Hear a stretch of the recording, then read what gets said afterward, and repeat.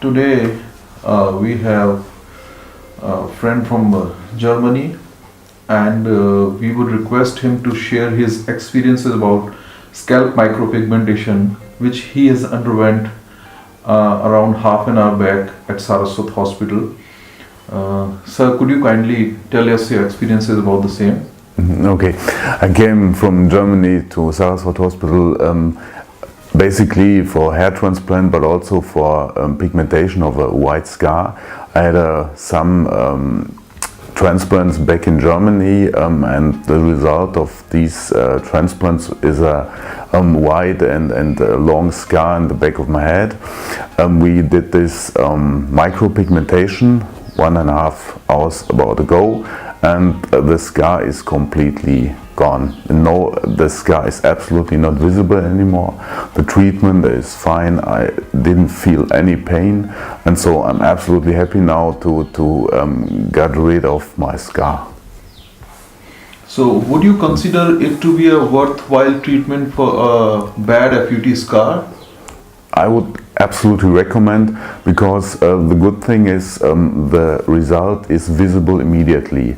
There's no time for healing, no waiting for hairs to grow. Just well, in my case, 1 hour later, everything is finished and the scar is absolutely gone. And it's a pretty easy treatment, and it's a lot easier than maybe to transplant hairs into the scar. So I absolutely would recommend. So you have seen your pictures before and after the scalp micropigmentation. Yep. Yeah, and so would you like recommend this treatment for anybody who has undergone a bad FUT scar, and what would be your recommendation in such cases?